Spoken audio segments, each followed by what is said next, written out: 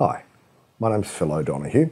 I've created this video to pass on a number of tips and suggestions about preparing for job interviews that I've accumulated over both my working life in employment services and in giving casework support to family, friends and clients. Job seekers have been clients for me professionally.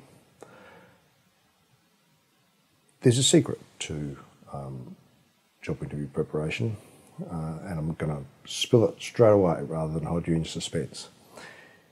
It's about preparing to be yourself, but to be your persuasive self, to be able to put a planned and considered argument for your securing a job in a way that is effective, without being dishonest, but also being powerful.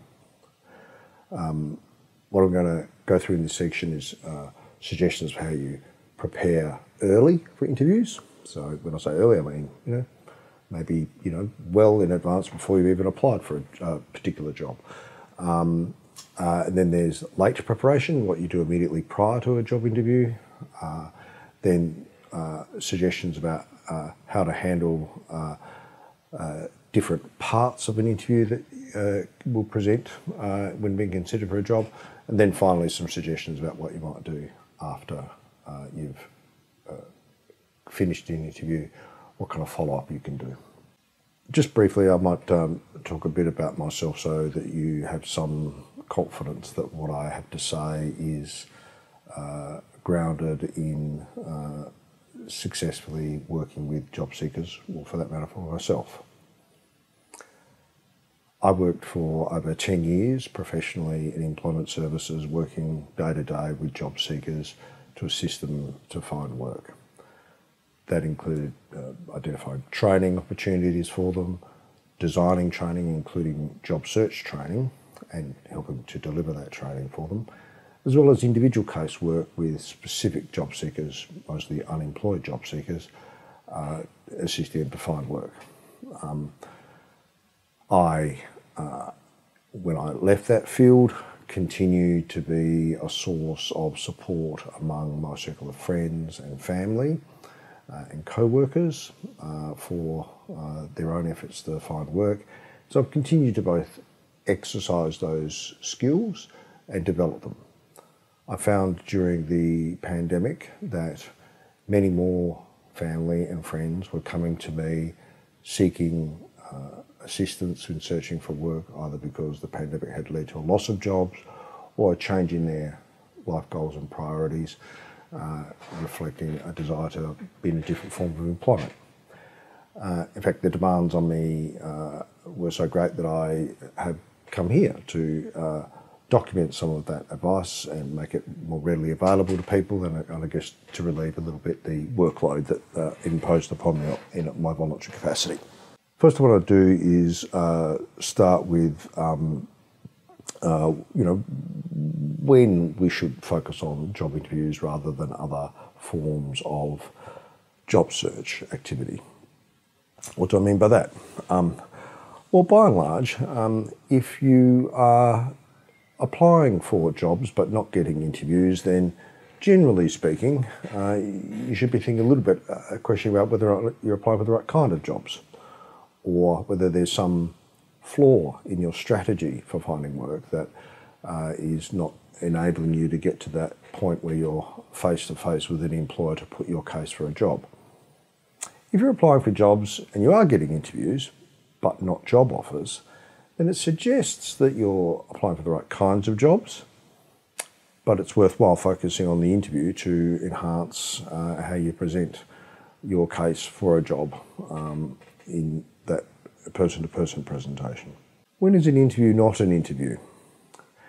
Sounds a bit odd, doesn't it? But a bit like what I suggest with people when they do written applications is to remind them that most people don't find jobs through the formal, online advertising or the old world newspaper vacancies. The most common way in which people find a job is through their own family, friendship and work networks. they hear about, and then somebody recommends them for a job, that gets them in the door. For interviews, you might like to think of the formal setting where you're face-to-face with an employer as your pitch for a job, but in some ways, given that we know informal networks are so important to finding works, you could have a passing conversation with somebody you know through work or through your social and family networks, where you communicate your interest in your form of work and they indicate their being aware of an opportunity that fits. That is an interview. And it's a harder one to prepare for because it can happen at short notice, unintentionally. You might plan for it to happen, to create opportunities to go out there and put your case to people by canvassing them directly. But you should be prepared for that as well. So not all interviews are formal job interviews. But many of the suggestions I'm going to be making are, I hope, relevant to both circumstances. Most of what we're arguing for is to be prepared. Interviews, and actually what I was saying at the very beginning, you're to be your persuasive self. Not all employers are aware that when they recruit, they are often mostly recruiting on an applicant's attitudes, values, or fit within their workplace team. So workplaces have a culture and expectations that applicants are expected to fit into. And most workplaces have had experiences where there's not a good fit and it doesn't work for the worker, and sometimes it doesn't work for the employer, and it can be very unpleasant. This is my opportunity to say you should always join your union to ensure that you're treated fairly in all circumstances. With a formal interview, an employer or a human resources department has considered your written application and they've judged that you have the basic skills to perform the job. In many ways, the interview, and they will only be interviewing people that they think have those skills. What tends to distinguish a successful applicant from an unsuccessful applicant coming out of an interview tends to be not just not skills in terms of being able to do things, but the kind of attitudes and values that have somebody fit into a workplace to be productive, satisfied, and engaged in their work. And those sort of more intangible aspects to recruitment are why a face-to-face discussion about an interest in a job is so important, because those are the things needed to decide whether one is capable of fitting in with the team and doing so in a way that works for everybody. So even if the employer doesn't know it, the discussion isn't mostly about skills often at an interview. It's often about you as the person, which is why presenting as your genuine self and persuasively is so important. If you try to fake it, most people can tell that. Certainly if you're lying or deceiving, that is often seen in body languages and cues. Or if you're too stressed, then people struggle to assess whether or not you're suited, because they can't see past those disguises as to know whether you're there. And if it's their unknowns, they don't know whether you're always stressful or, you're dissimulating in some obvious way or being not entirely truthful. They don't know what they're buying. So they're more likely just not to employ you. I like to stress structured planning for applying for jobs, and by that I mean part of my background has been formal post-secondary studies in marketing and organisational behaviour. Both of those disciplines put a lot of value on planning, and I tend to encourage job seekers to do some planning and preparation, and to do it early. The most common technique for planning that I'm familiar with, and most people have heard of, is called SWOT, which is short for strengths, weaknesses, opportunities and threats. Now, SWOT analysis, as it's shorthand, is often, in my experience, not all that well understood and applied, but it has the benefit of encouraging us to be self-aware. So, for example, the concepts, strengths and weaknesses. These are attributes about ourselves, but in relation to a particular goal. So just use myself as an example.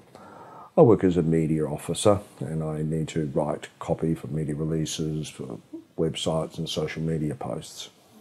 I know that one of my weaknesses is that I am not particularly good at spelling and grammar, which you would think might be quite damning for this kind of role. But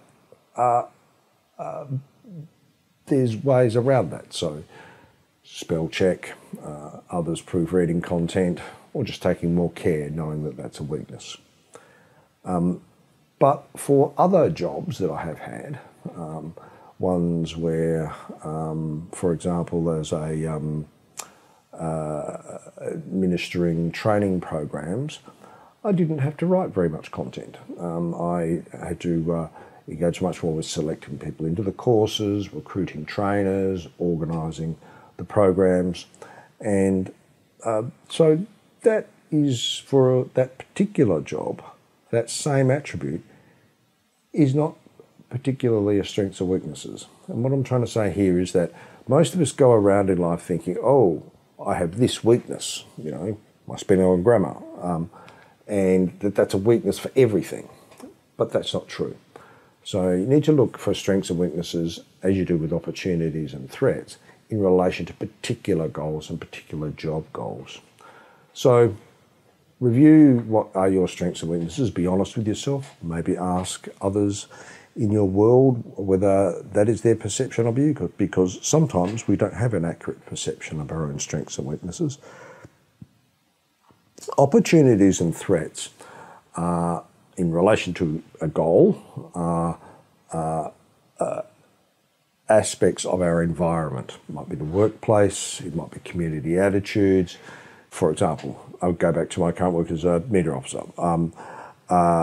I am responsible for social media content for the organisation I work for, and I have to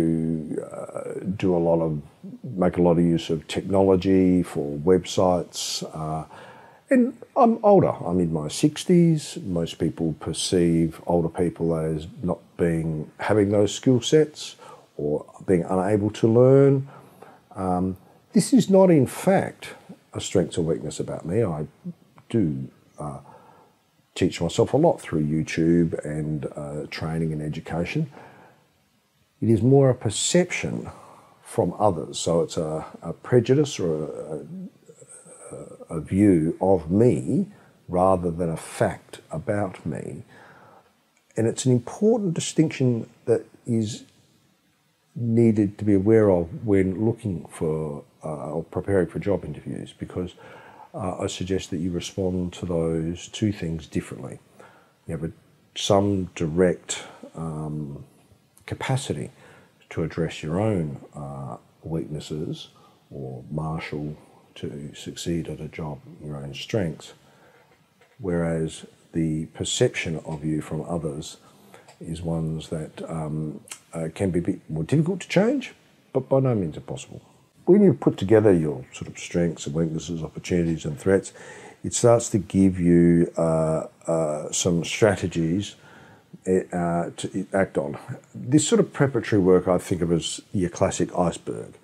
Above the waterline, there's just, you do a lot of planning work that can't be seen below the surface to come out with a few one-liners. So for myself, being an older person for which there are some prejudices or stereotypes about learning and new media and technologies, I will have a fairly brief paraphrasing that talks about how I have self-taught myself in the design and building of websites, teaching myself video making and photography, and digital or online organising. And I can point to specific campaigns that I have run, and email lists of tens of thousands of contacts that I've managed and used for testing communications. And all of this is evidence of flexibility, an ability to learn, and being tech savvy despite what might be their stereotype about an older person. I want to talk a little bit about some of the things you can do immediately prior to an interview by way of preparation before we go into the actual interview and the kind of question and answer that might be helpful.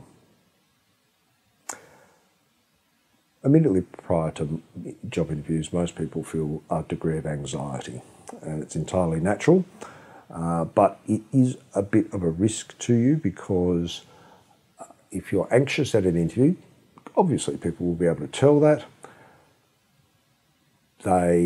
It does, however, disguise who you are, and so they're not certain whether this is an underlying mental health issue or a inability to cope with pressure or workloads, and those may be relevant factors in their consideration about securing employment. So I like to make a few suggestions about how one might assist in coping with anxiety, because it is a natural response to have with a job interview. One is to just remind yourself that a bit of anxiety is a good thing. We know that in terms of performance in exams, for example, that a little bit of anxiety actually improves our brain's ability to deal with questions and answers and challenges. The synapses spark off. Can be quite productive. But if there's too much anxiety, it diminishes, and if there's not enough, like too chilled, then you're not on edge and you're not firing. So if you're feeling a bit anxious at an interview, remind yourself that some of that anxiety is quite a helpful thing. It's not all bad. Don't want to go too far. If it does go too far, there's some simple things to consider, like breathing. When you're dressed, try and avoid tight clothing, which can constrict breathing and blood flow and increase anxiety.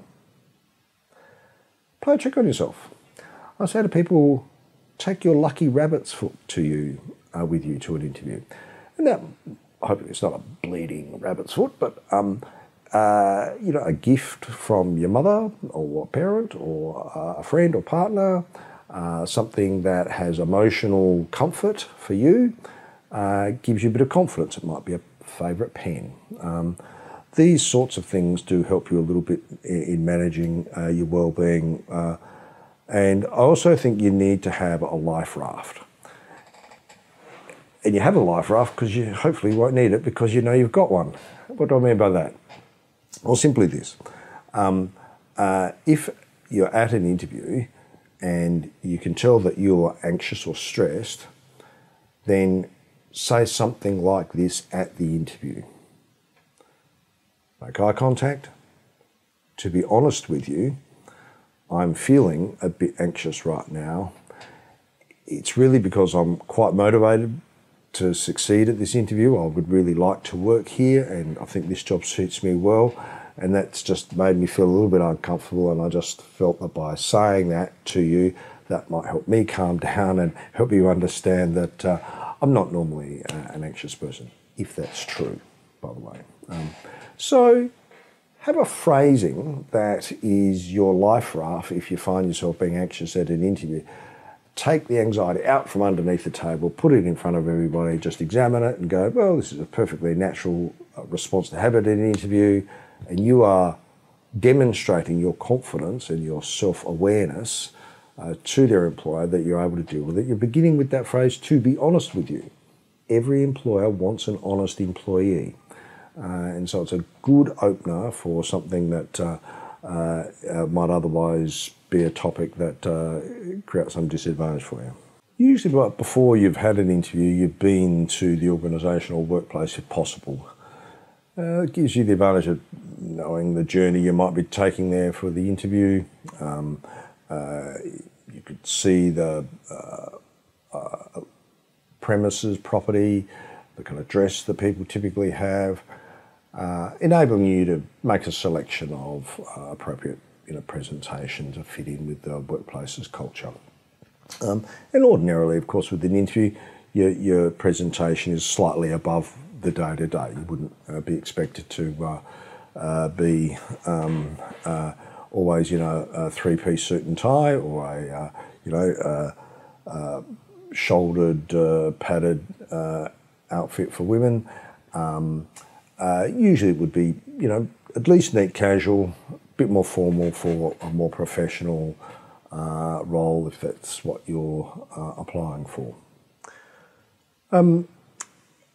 I talked about the lucky rabbit's foot. For some people, they like to have a folder that has all of their certificates. Might be academic records from educational qualifications, copy of your driver's licence, might be written references. Very unusual for them to be asked at an interview, but it wouldn't hurt for you to have them there should they be sought. It's always a good idea to bring a pen and paper. And if you like taking notes, take notes during the interview. It's something that is flattering for most people. If you're not immediately good at recalling people's names, then jotting them down when they're first mentioned and then repeating their name is a good way of engaging with them. I've cunningly divided the interview into three distinct segments: beginning, middle, and wait for it, the end. They actually do have fairly different, typically aspects to them that are worth keeping in mind. Obviously, the beginning includes the usual formalities that we go through when we first meet people. So, shaking of hands, or bumping of elbows if it's the pandemic. Important to make eye contact. Opening remarks, usually from one of the key people on a panel if it is, or just if it's one-to-one with the employer about the job and the position. Usually things that are known. Sometimes there's an effort to make applicants feel comfortable by engaging a little bit of informal chit-chat. Oh, did you have any trouble finding your way here? Would you like a cup of tea or coffee or a glass of water? A very common opening question at the beginning of an interview is an inquiry as to why you have applied for the job. And what I'm suggesting coming out of the SWOT analysis is that you have thought through for these particular kind of jobs three main reasons or four main reasons why you would be well suited for this job. They'll be built around your strengths, and when being asked why you've applied for the job, it's your opportunity to begin reinforcing, as you will later on in the interview, those three or four key reasons why you're well suited for this workplace and this particular job opportunity. In the sort of substance of an interview, the middle part, you can't predict in advance what all the questions are, but you can think of questions as falling into either ones that relate to strengths that you have or weaknesses that you may have. And I generally suggest two slightly different approaches to those two, being this. I'll deal with weaknesses first because most people tend to sort of be, at least in an Australian cultural context, overly aware of their weaknesses and feel that they are more of a barrier than they really are or maybe even need to be. My suggestion with weaknesses is this. Like I proposed earlier, opening with a phrase, to be honest with you. To be honest with you, grammar and spelling are not among my strengths, but I rely on, the inbuilt spell check and grammar check software of programs like Word in Microsoft, and I proofread. I know that with my syntax I tend to have long running sentences, and so in a proofread I just go back and shorten those sentences down. And that pretty much solves it. So I'm suggesting a few things. Be honest up front. Don't gild the lily too much. talk about the weakness, but be brief. Don't spend too long on it. Mostly what you want to do is quickly pivot to how your solutions, how you get around these weaknesses, that you're self-aware and you know what to do to prevent something from being a fundamental flaw for your application, and have all of that wrapped up in a brief grab.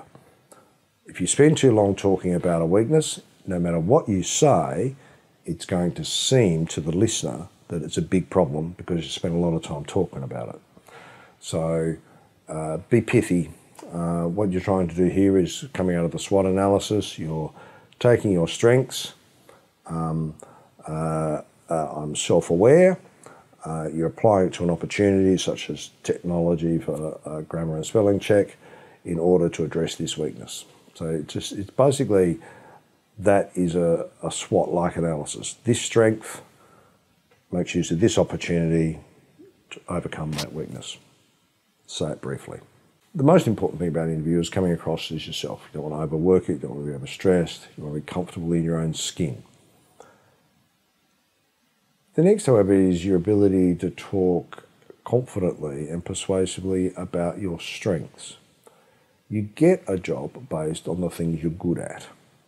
So when you talk about a strength, you want to talk about it in a specific way, so that it's reassuring to the listener, the interviewer, that in fact these are things you can do and can do well. So you might be referencing particular jobs where you perform relevant tasks. You might give the year of an educational or vocational training that you've undertaken that's relevant. Talk about successful outcomes from your work. So be specific. And dwell on it, and be comfortable at a bit of length. They want to hear the things you're good at.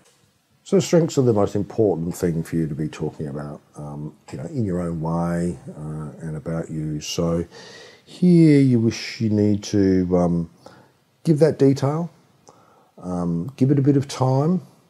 You always need to stay attuned to time, and normally the panel will have said at the beginning about how long you've got. So you've got to watch with you, keep an eye on that.